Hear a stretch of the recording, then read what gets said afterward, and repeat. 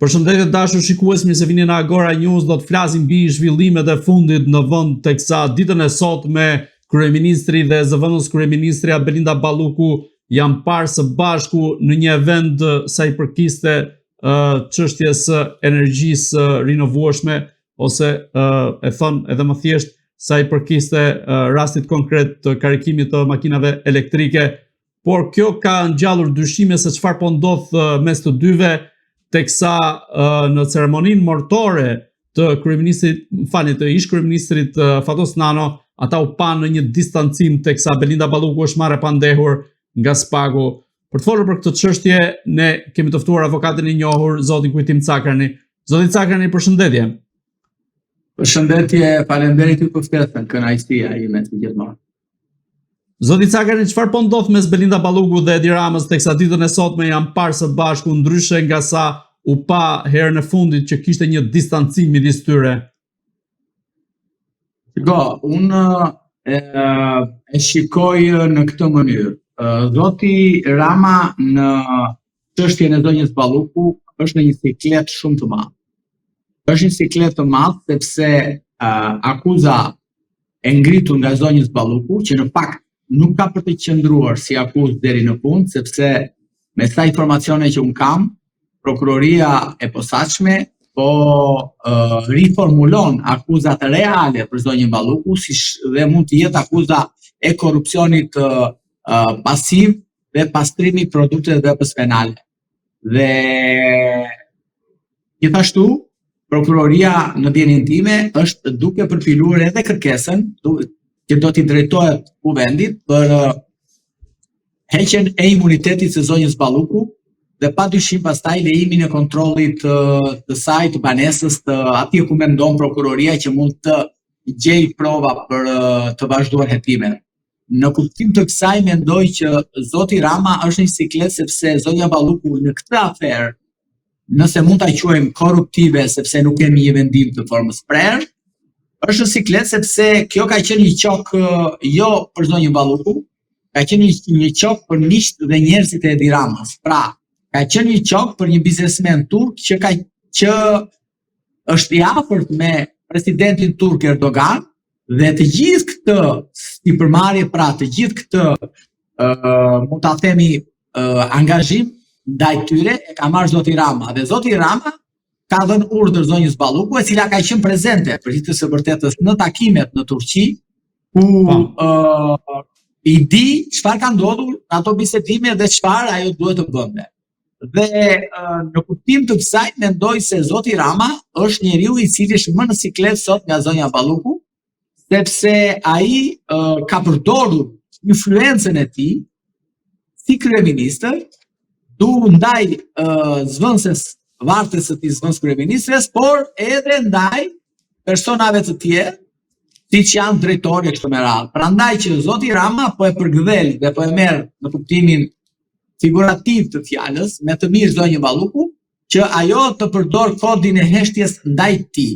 Dhe dalja publike sot e tyre e vërteton këtë, që ja, nuk ka ndodhur asgjë, thjesht ne jemi këtu e bla bla bla. Problemi qëndron që zonja Balluku po merr një kosto për Edi Ramën, dhe kostoja që po do paguaj zonja Balluku është e madhe, sepse jo vetëm kaq, por nga informacionet që un kam, ajo është futur edhe në listën e zezë nga Shtetet e Bashkuara të Amerikës, sepse në Mbretërinë e Bashkuar, mos gaboj, kam dëgjuar që është në listë zezë.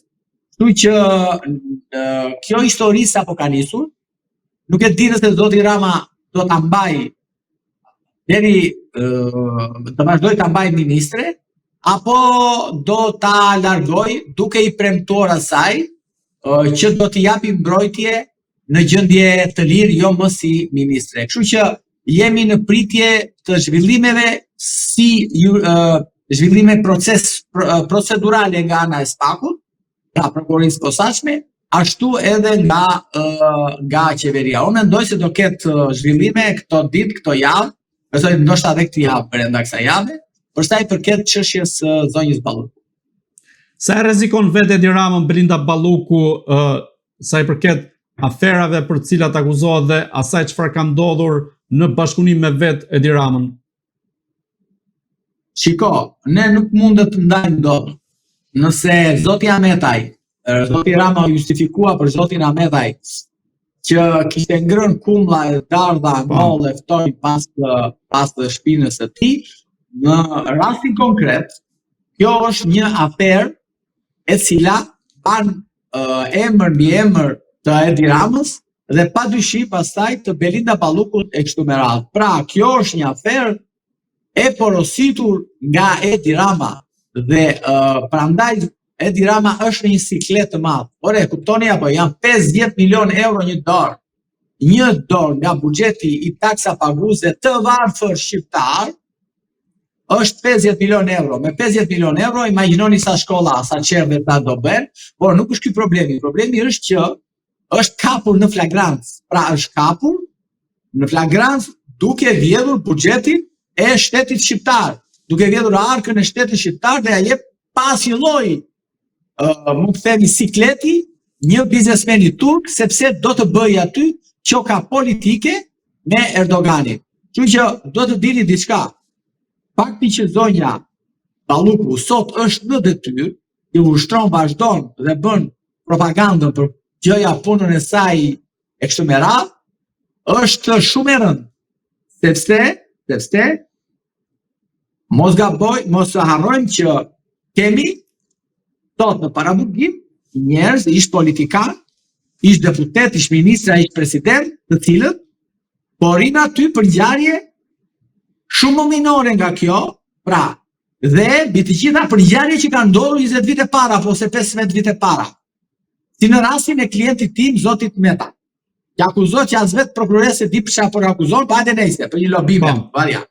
Nuk po plet për lobimet këtu, po. Problemi që ndron që standardi që po përdoret për zonjën Balluku është standard që po rëndon mbi prokurorinë e posaçme, duke i dhënë të drejtë Sali Berishës, opozitës dhe atyre njerëzve avokatëve si puna ime që kemi folur në studio dhe vazhdojmë të flasim dhe kemi folur dhe para 2, 3, 5 vitesh që kjo prokurori është e kapur. Dhe fakti që zonja Balluku sot ushtron detyrën dhe ka bërë një vjedhje të buxhetit të shtetit 50 milion euro dhe Rio Melia për fustanet dhe tangat e gruas po rri në paraburgim që është i zgjedhur fundit nga populli, kjo më duket një standard i dyfisht nga ana e prokurorisë posaçme. Për këtë doja të pyesja, sepse ish zëvendës ministrja e Brendshme Rovena Voda u donua me 10 muaj burg për një ark me peshk, ndërkohë që këtu bëhet fjalë për 50 milion euro dhe spaku duket i but përballë Belinda Balluku. Jo vetëm u dënua zonja për një ark peshk e 1.000 euro. Po u dënua, por ju mor edhe mas arresti, sigurimi arrest në shtëpi. Pra, do ta kuptojmë, jo, nuk është vetëm problemi i dënimit, ose ne, shiko, do të kuptojmë diçka. Unë nuk kam qenë kur dhe nuk jam. Asnjëherë në daljet e mia publike nuk keni dëgjuar që pse të hetohet zoti Meta, apo zoti Berisha, apo zoti Beqaj, apo zoti Koka. Problemi që ndron mënyra e ndjekjes penale që ushtrohet ndaj tyre është mënyrë inkuizitore. Unë këtë kam thënë. Për mua të hetohen të gjithmonë. Edhe unë të hetohem nëse bëj korrupsion. Por mënyra e ndjekjes penale duhet të jetë e një standardi ku të bazohet mbi parimet bazë të lirive themelore të njeriut dhe mbi kushtetutën e Konventën Evropiane. Nuk mundet që ti atë të zgjedhurin me vot nga populli e mban në paraburgim e nuk e lë të ushtroj, të shkojë në zyrë të ushtroj funksionin e tij, ndërkohë një tjetër që akuzohet që tashmë ajo akuzohet, nuk është në hetim, akuzohet për një aferë korruptive 50 milion euro, për mos çon pastaj të tjera 2 anije të Vlorë që vazhdojnë akoma pagojnë 8.000 euro qytetarë vlonjate në gjithë bashkë, e shumë gjëra të tjera pronat e ushtrisë e kështu me radhë, dhe vazhdojnë me detyrë. Kjo është ajo që i bën skeptik dhe i ka tulatur qytetarit shqiptar. Pse duhet të jetë me 2 standarde? Te fundit unë e kuptoj, ka thënë, shiko, edhe Machiavelli te Princi ka thënë që politika nuk ka moralore. Po jo, nuk është ashtu. Politika duhet të ketë dhe moral. Sepse po nuk pati moral, unë kështu e mendoj, po nuk pati moral, nuk mund të bësh dot politik, por gjithsesi kjo është histori tjetër, morali që duhet jap dorëheqjen apo s'duhet jap dorëheqjen, ose Edi Rama duhet ta shkarkoj ose nuk duhet ta shkarkoj. Thash një herë, kjo çështje morali pastaj. Njeriu o e ka ose ka morali, nuk mund të ja imponosh dot, por problemi është që standardet e dy fishta që po përdore nga prokuroria e posaçme, unë për veten time i quaj të papranueshme dhe vazhdoj të mendoj dhe të besoj që ajo prokurori vazhdon të jetë në ndikimin e partisë në pushtet dhe të goditet. Atje ka dy grupe në atë institucion, është një që është pro Velia dhe një është pro Ramës dhe godasin njëri tjetër, njëri godet Elio Velia, njëri godet Belinda Balluku. Kështu që do ta kuptojmë edhe këtë gjë, por nuk duhet të jetë kështu organi i procedurës. Organi i procedurës duhet të jetë organ i cili të mbrojë interesat e qytetarëve. Dhe interesi i qytetarëve si mbrojë? Që ti ta pezullosh atë zonjën nga detyra, që ti të bësh bllokimin e të gjithë llogarive bankare kështu me radhë, të asaj apo të njerëzve apo kudo që janë që ti mendon që mund të bëjnë transaksione. Dhe unë nuk e di që në këtë moment që flasim mund të vazhdoj të bëjnë akoma transaksione në emër të X biznesmen, X shoqëria apo X kompanie. Problemi është që sot qytetarët shqiptar janë mosbesues edhe ndaj mënyrës së ndjekjes penale nga ana e organit procedurës. Sepse fundit qytetarët nëse kanë votuar Edi Ramën, nuk kanë votuar Belinda Balluku. Dhe kanë votuar Edi Ramën që të menaxhojë këtë shtet. Dhe ti si prokurori nuk arrin dot të trokatësh te dera e kryeministrisë, po qoftë ti marrësh një dëshmi, ore zotri, kjo zvendësja juaj që ka zyrën gjitur aty, ka bërë këtë abuzimin, ju çfarë dini për këtë gjë? Ore kaq është më minimalja që mund të bëhet më. Minimalja që mund të bëj një organ procedure, në dërgoj oficerët e BK-s në zyrën e kryeministrit, meqense nuk do ta thirrte spaku kryeministri sepse edhe ligji e ka ja jep të drejtë që ai të pyetë të zyrën e tij kështu me radhë. Por kjo e ka bërë kjo neglizhencë e anët dhe mund themi apati ose edhe pse jo dhe frikor organit të procedues që të shkojë te kryeministri, vërteton dhe një herë ato tezat e ngritura nga ne të pak avokat që kemi kundërshtuar dhe vazhdojmë të kundërshtojmë punën selektive dhe mënyrën inkuizitore që ndjek organi i procedurës me persona të caktuar. Zoti Cakani, nga hetimet e spakut ka rezultuar edhe shqetësime që kanë ngritur inxhinieri grek në mbikëqyrjen që ka realizuar të tunelit të Llogaras, sipas të cilit punimet nuk kanë pasur atë cilësi që duhet, madje nuk është hedhur as çelik, po themi, në beton sa i përket ndërtimit të tunelit të Llogaras, dhe për këtë ai ka ngritur shqetësim tek ish-kreu i ARSH-s Ervis Berberi, i cili tashmë gjendet edhe në gjykim. Ju si e shikoni këtë rast, sepse kjo shkon për te korrupsionit dhe në këtë rast nuk kanë menduar as për sigurinë e qytetarëve shqiptar? Kjo është një çështje teknike që i dinë specialistët e fushës. Dhe duhet të kuptoni diçka. Tu tregoj një shembull. Në Itali ka 30 vite që ku kam ikur unë emigrant, kur isha fëmijë 18 vjeç në Itali 91, ka nisur një rrugë që quhet rruga Napoli Salerno Reggio Calabria. Salerno Reggio Calabria. Ajo rrugë nuk ka përfunduar kurrë. Pse? Ka 30 vite, sepse sa herë që hitet një tender tek ajo rrugë, pra që bëhet një tender, ata e kanë tenderin në kuptimin e kanë të ndarë me lode në kompanive të ndryshme. Nuk e japin një kompani e tjetër, kanë të ndarë. Prokurori antimafjes për bllokimin, sepse o do futet, sepse ato tendera, ata kompani që e marrin kanë ndikim me mafjes. Dhe çfarë ndodh? Ndodh që përveç se nisin hetimet për të vërtetuar kush janë këto kompani dhe i shikojnë aktivitetin e tyre, aktivitetet e kompanive, por ata bëjnë edhe hetime për sa i përket punimeve që bëhen.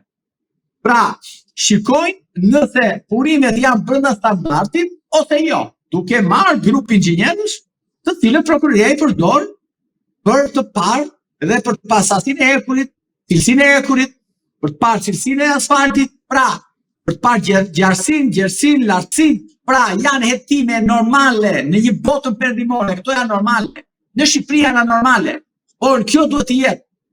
Sepse ne kemi parë rrugë, autostradë, po në Shqipëri po deshet më. Që deformohen që muajin e parë, muajin e dytë. Po. Ne kupton? Dhe kjo bën që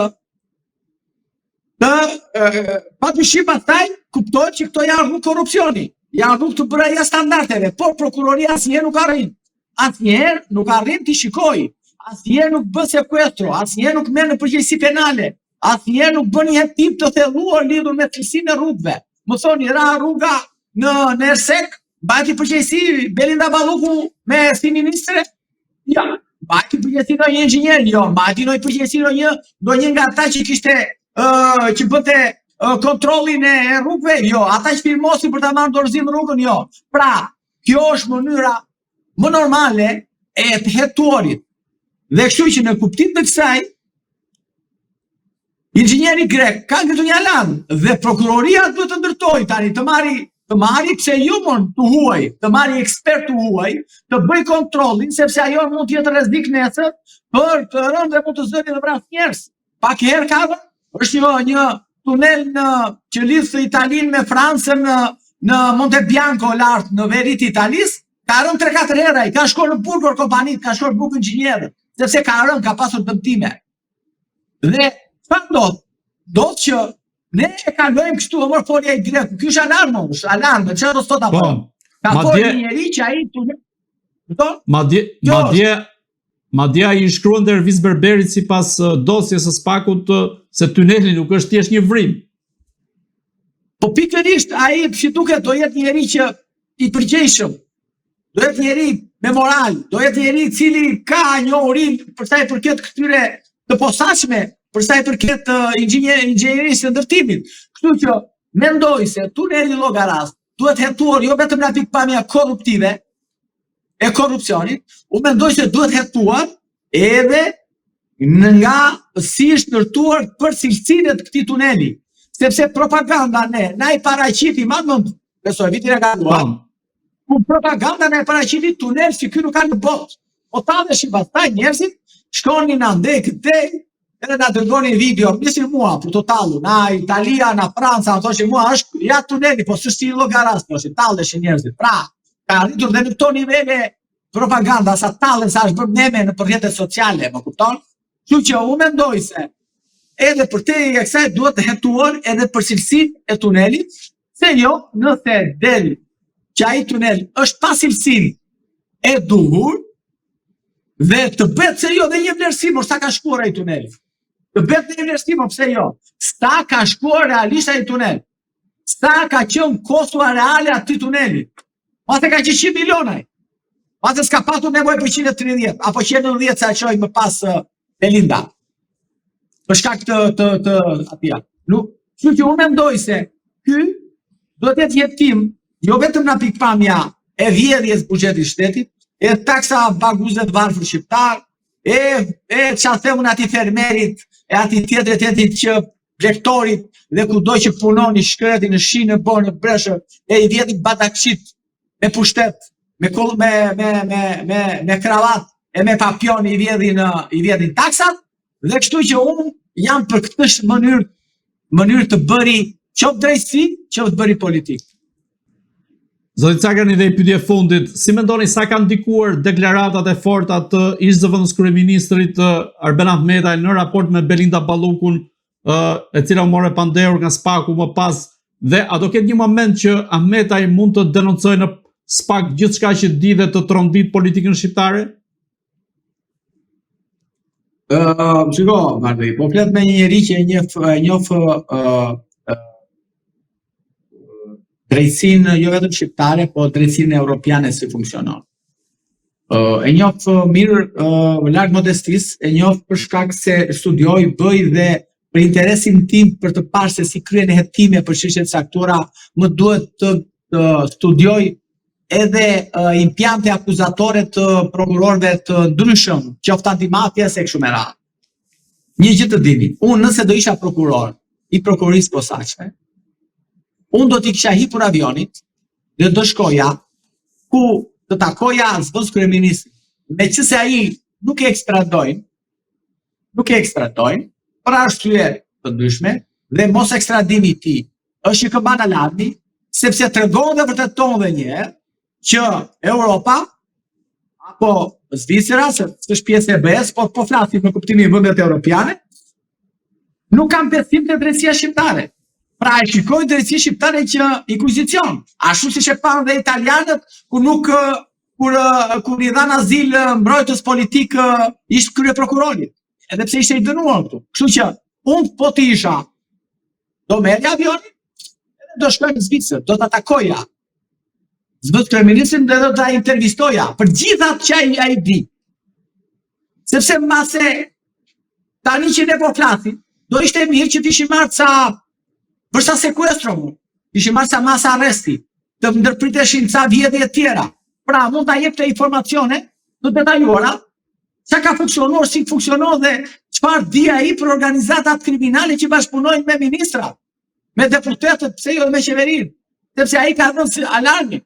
Ai ka thënë që në zyrën e kryeministrit ka qenë në Sinaloa, ka qenë organizatat kriminale që kanë dërkuar e kanë pirë verë 33.000 euro në zyrën e kryeministrit, pavarësisht se këta mundohet t'i kalojnë këto me batuta.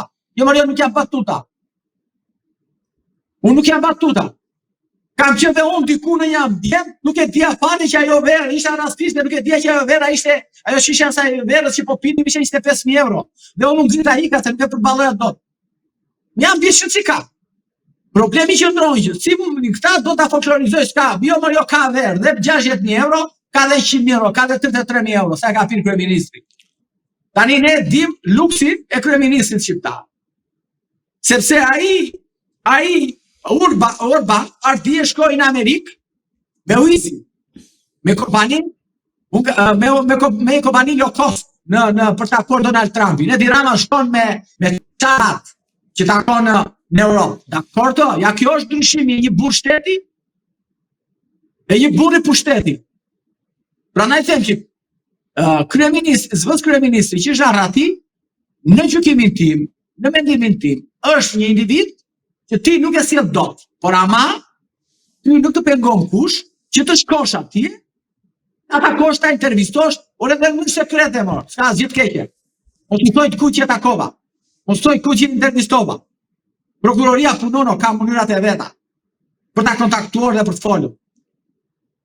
Dhe çfarë bën, na indiciat që ai mund t'japi, mund të nisë pirmi, sepse s'ka njeri më të besuar më të afërt më. Pam. Por ne jemi avokat, një asistent e 2 kemi në zyrë, një puna i ditë gjitha që ndodh dosje të zyrë, dhe ku ashtu sepse punojnë. Dhe janë dëshmia me qartë që mund të ti ashtu, dhe puna e zëvendës kryeministrit. Është njeriu i cili ka punuar, ka bashkëpunuar, ka hedhur firmë po të është tillë. Ka kthyer vendime ose si ka miratuar vendime të ndryshme. Pra, Spaku, po të donte Altin Dumani, ai i heroi i fëmijëve tanë, i fëmijëve të këtyre po jo të mirë, po të donte të zbardhte aferat e Edi Ramës dhe të qeverisë që shkonte në Zvicër. Ja, kjo është e vërteta. Zoti Cakarni, unë ju falenderoj për kohën dhe gjithë analizën tuaj këtu në Agora News. Faleminderit dhe kënaqësia ime. Mirupafshim. Të dashur shikues, bashkë do shihemi në intervista të tjera, por mos harroni të bëni subscribe në kanalin tonë në YouTube.